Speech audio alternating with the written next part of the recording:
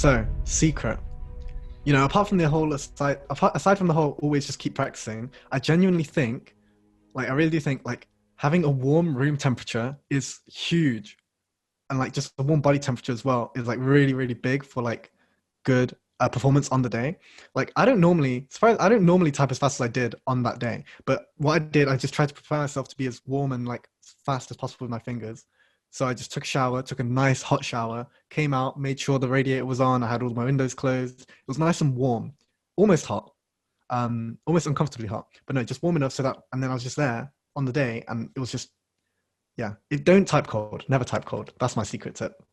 For me, I'm one of the few people I think that believe that keyboards don't actually make a very big difference in your typing speed other than comfort and muscle memory. So I've practiced on a lot of different keyboards. I've typed on a lot of keyboards and I haven't significantly noticed when I'm better or worse, but there's definitely a difference in like comfort and like what I'm used to. So I thought the DOS Professional, for example, was very solid as a keyboard. So I didn't feel like I had to, take too long to get used to it. But I wouldn't say that like miraculously swapping keyboards is gonna, up your words per minute by like a significant amount.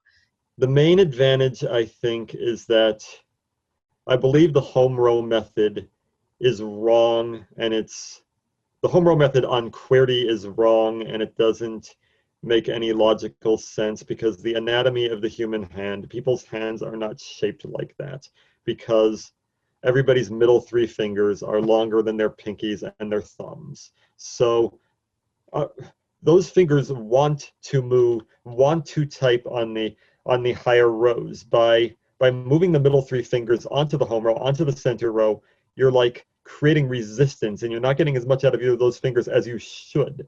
Now that I'm fast, I can sort of notice things I'm doing that other people don't do. So one thing that a lot of fast typists do is they don't necessarily use the same finger for every key. If you want a really concrete example, the letter Y is, you can type it with either your left index or your right index. And there are a lot of words that end in TY. And if you're typing one of those words, typing with your left isn't that good because you're like TY, it's right next to each other. You're going to make mistakes and it's too slow. If you're typing a word like U, it's bad to do it with your right index finger because the Y it's going to go from Y to U really fast and you're going to make more mistakes. So the letter Y is one that's good to sometimes type with your right index, sometimes with your left. If you can get into the habit of subconsciously typing certain words certain ways, you're going to make less mistakes and you're going to type faster. So that's one thing you can do.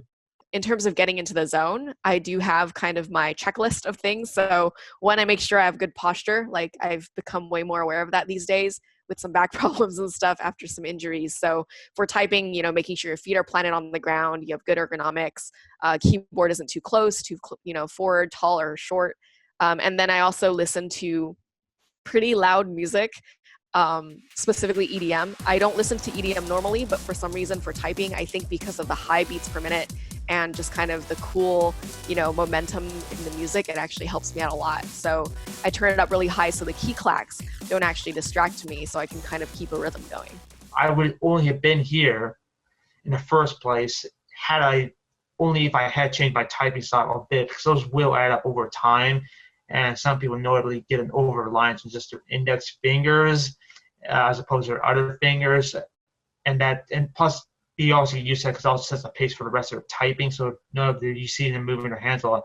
What's happening there is most of the time they're using their index and they're moving that.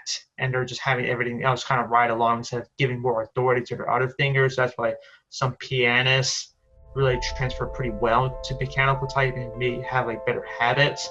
So that's something I'd say that's may have been my observation or my key to success there. When I was racing in those finals, the only thing I was thinking about was how's my accuracy? You don't think about speed. You want to cruise at sort of a nice rate, and you want to slow down on the big hard words and speed up on the easy words with no punctuation, because that really helps. And home row, everyone uses home row. Everyone's taught home row in typing classes, but I think that's actually pretty inefficient because a lot of the top typists out there, we sort of adapt where our fingers start based on what the text is and like what the last word you type is, everything like that. So it's easier. Well, no, not easier, but it's a lot better to learn how to do that.